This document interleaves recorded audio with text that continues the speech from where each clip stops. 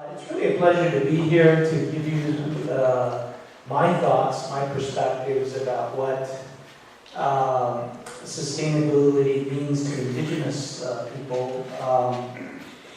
And the presentation this morning is going to reflect some of the work, the new work that I've been doing over these past actually 4 or 5 years to take a look at how Indigenous education in a sense, fits into the broader kind of context of transformational education. And so I focus on community in this context.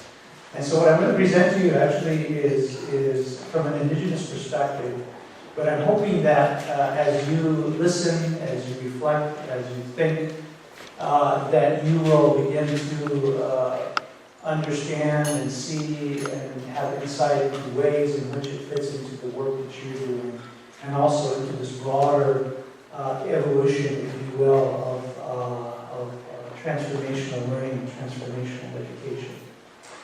And so with that, we commonly say "wikunda," which means thank you so much for being here, and biham, to share breath with each other. As we sort of move forward together on this path. What I'm going to do is introduce you to some thoughts and ideas and perspectives about essentially Indigenous epistemology, ways of knowing and ways of thinking in a kind of metaphoric way to give you some insights into what foundation Indigenous education comes from. As I say here, building healthy and sustainable Indigenous communities through sustainability research and education. While we, as Native people, have been really the heirs of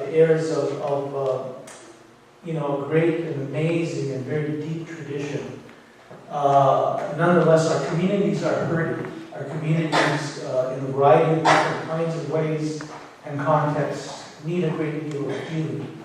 And so the work that I do, particularly because I'm the director of the Native Studies program, and I basically am a Native educator doing Native education research, has been to find ways in which education, first of all, can be made into the image of Native people, because in a sense, up until really the 60s, much of what was called Indian education was really education being done to Native people. It really wasn't something that Native people themselves have generated. So over these past decades, what has happened is there has been a movement among Indigenous scholars, Indigenous educators like myself, to, in a sense, make Indigenous education truly something that comes from the thoughts and perspectives of Indigenous people themselves.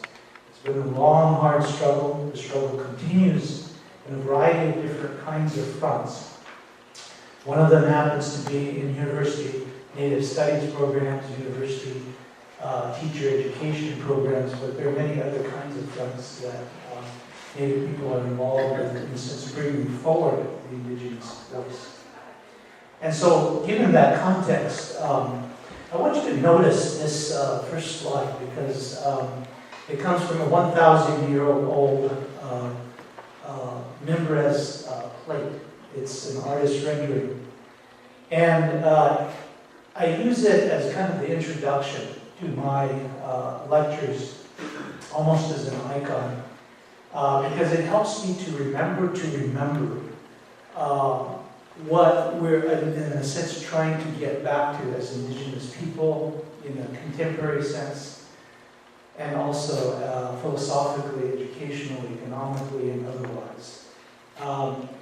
It comes from southern New Mexico, where about 1,000 years ago, there was a group of people called the Mimbres. And the Mimbres left us nothing except of themselves. They basically either were wiped out by some of the first waves of disease coming from Mexico via the Spanish coming into Mexico, or they simply, in a sense, dissolved into other tribes, as would happen sometimes. But they built a great, amazing civilization. And we know they did because they left us the ruins, and they also left us a record of their life through the pottery that they presented to us. And those potteries were basically story pots that reflected the mythology and the ethos of the people. And this one is especially important to me because, for me, it speaks of something that is very important, very essential thought.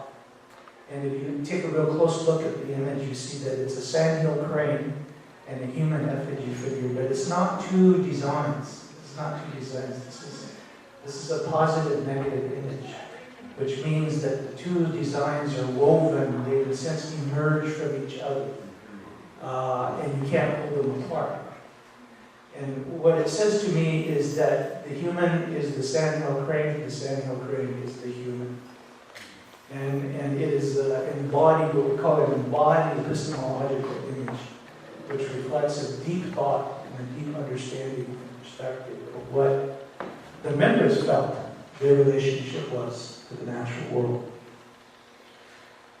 I've traveled far and wide for the last 20 years, and really I have a sense, and working mostly with indigenous people, indigenous population around the world. Most recently, last year at this time in Bolivia. When you go and work with indigenous people, you see that indigenous people everywhere, I would call it the indigenous mind is rising. There's first of all an awareness of themselves as being unique peoples. There's the attempt to revitalize their cultures and traditions, their languages, their art forms, and now more recently their economics and their political systems. And so what I see in the indigenous world is really a coming back to ourselves, essentially coming back to that sandhill crane and that human effigy figure, that sense of interdependence and interrelationship, not only with each other, but also with the natural world. And so that becomes kind of the foundation for some of the work that I continue to do, particularly with regard to that. And it's a kind of emergence, if you will. And that's what that slide talks about, as indigenous thought, again, re-emerges into the world. A good friend of mine who passed away from AIDS, his name is Conrad House, allowed me to use this painting. He calls it In the Native Eye, or Through the Native Eye. And I really like it because it, for me, it represents that idea, that concept of interdependence and interrelationship. And so that as the native eye traditionally looked out into the world, the image that we receive from the world essentially is this tapestry of interrelationship and interdependence of plants, of animals, of the corn, of the antelope, of the bear, of the eagle, of the forces of nature, of wind and water, the four elements, turtle and corn, and all of those things interacting in this really tapestry and flow of life. And so for me, in a sense, that's kind of the ground of what we do and what we think about, in terms of what this relationship that we attempt to, in a sense, reinforce through education should be about. And in traditional societies, it was about that until relatively recently.